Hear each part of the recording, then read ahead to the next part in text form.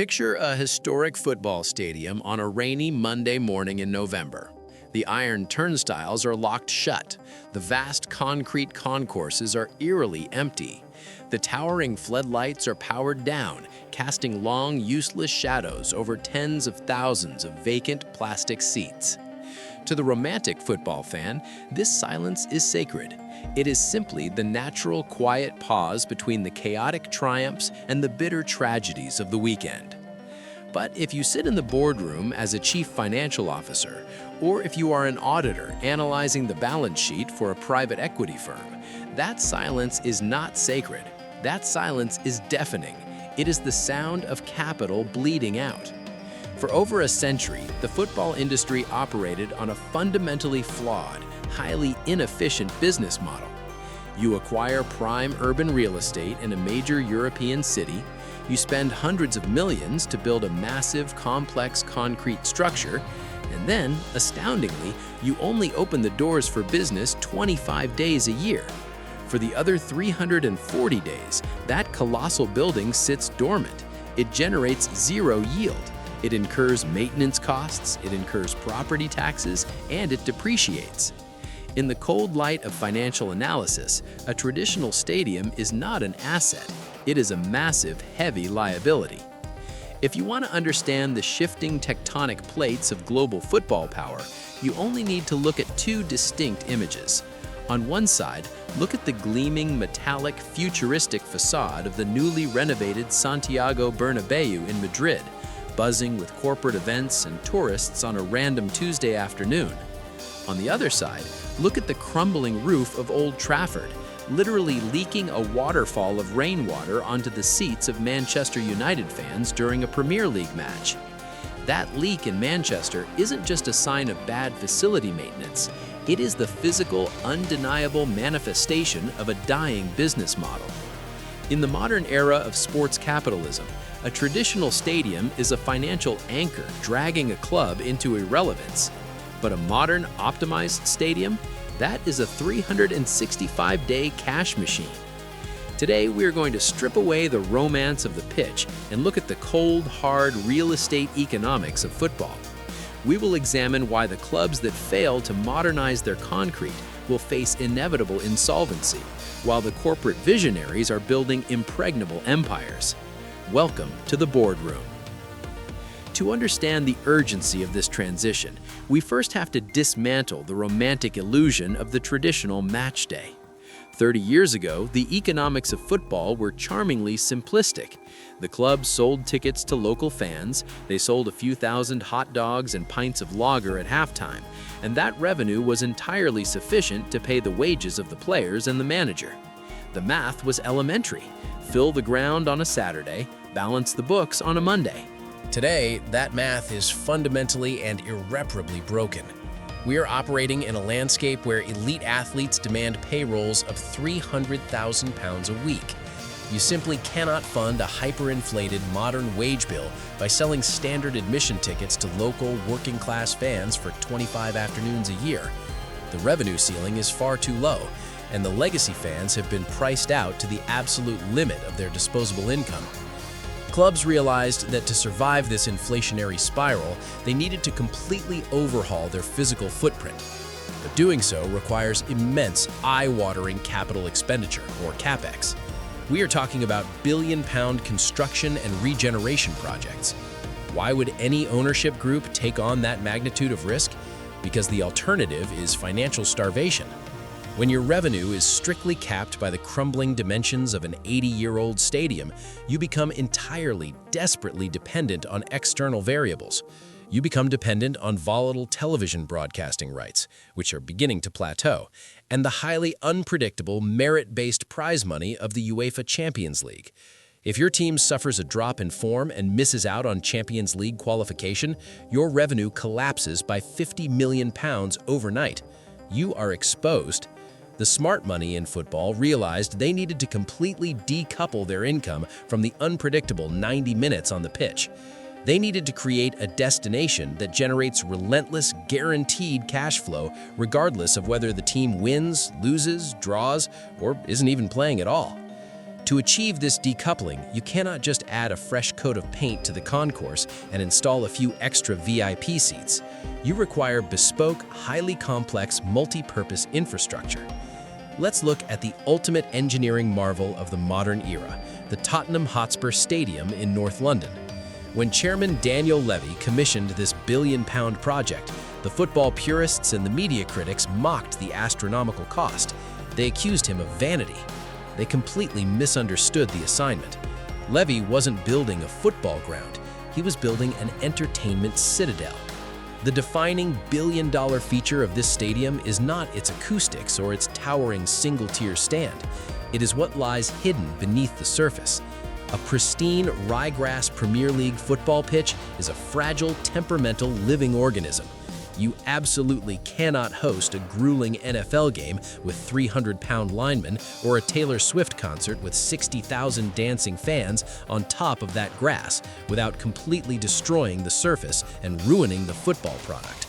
So, Tottenham engineered a radical solution. When the command is given, the touchlines detach. The heavy grass pitch splits into 3 massive longitudinal steel trays powered by electric motors, retracting silently into a subterranean garage under the south stand. Underneath lies a permanent, fully regulation, artificial NFL turf field. This isn't a luxury feature. It is a strict, uncompromising business requirement. This mechanical separation means the stadium can host a bruising American football game on a Sunday afternoon, bring in the cleaning crews overnight, slide the pristine grass back into place, and seamlessly host a Champions League football match on a Tuesday night. The conversion time is highly optimized. Furthermore, the logistics of the food, beverage, and hospitality sectors are meticulously designed to pivot instantly from a British football crowd to an American NFL demographic, capturing maximum spend per head. They even built a dedicated, oversized NFL locker room that sits empty for most of the year just to secure a 10-year partnership with the American League. They engineered a way to double the utility of the real estate without ever compromising the core football product. Let's look at the balance sheets to see how this architectural strategy plays out in the brutal reality of the market. The winner, Tottenham Hotspur. For all the relentless jokes from rival fans about their empty trophy cabinet and their Spursy tendency to collapse on the pitch, Tottenham consistently posts record-breaking EBITDA, earnings before interest, taxes, depreciation, and amortization. They host Beyoncé. They host Lady Gaga. They host heavyweight boxing title fights. They host the NFL. They even built an electric Formula One karting track inside the stadium. They are a relentless profit-generating machine, fundamentally insulated from their occasionally mediocre football team. The loser, Manchester United. The Glazer family executed a leveraged buyout and extracted dividends for 2 decades, but they criminally neglected the capex required to modernize Old Trafford. They treated the stadium as a heritage site, coasting on its historical aura rather than upgrading it into a commercial engine.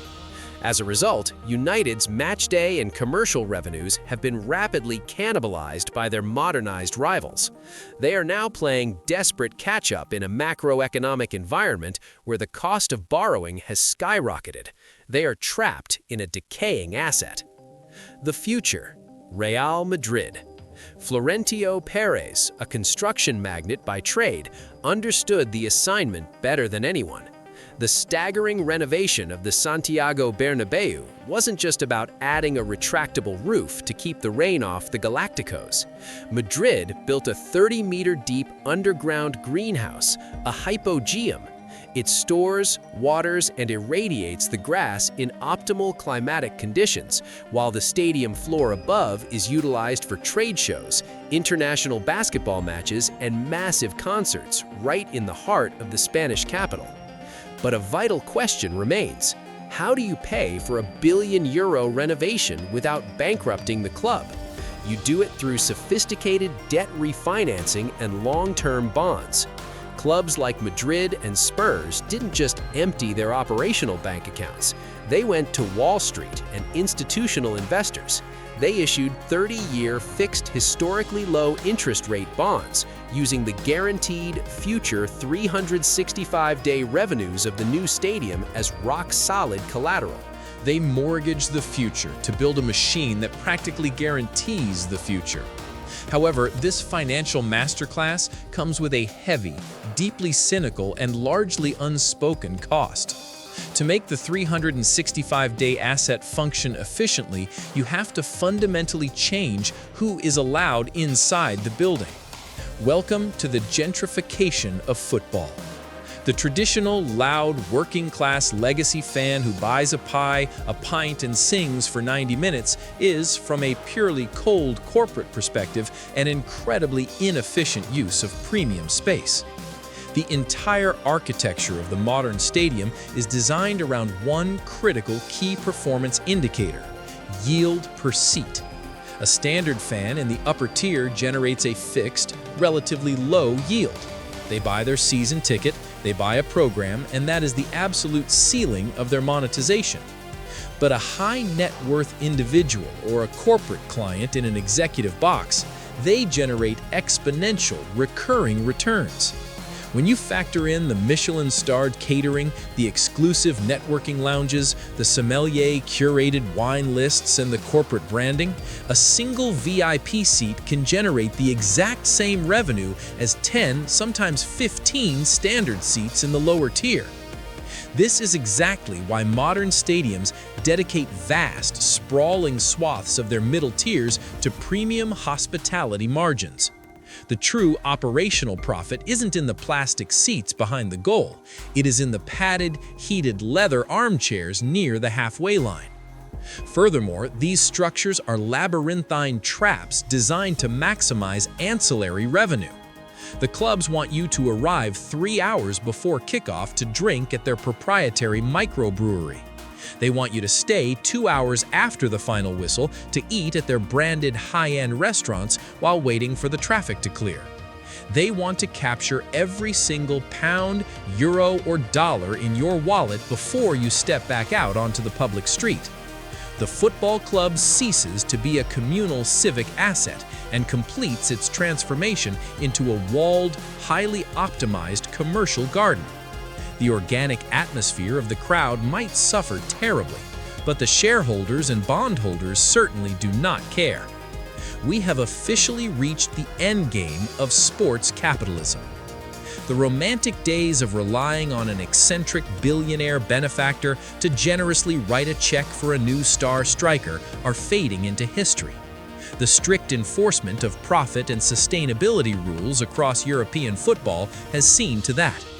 Today, in the era of the auditor, you can only spend what you organically earn. If you want to dominate the next decade of European football, you cannot rely on the television rights bubble, which has already burst. And you certainly cannot rely on winning the volatile sporting lottery of the Champions League every single year. You need a fortress. But not a traditional fortress designed to keep the enemy out. You need a commercial fortress designed to lock the consumer in 365 days a year. In the modern, hyper-capitalist era of the sport, you do not build a football team to fill a stadium. You build a stadium to finance an empire. And if your club is still playing in a concrete building that goes to sleep on a Monday morning, your empire is already crumbling. I'm your auditor. Class dismissed.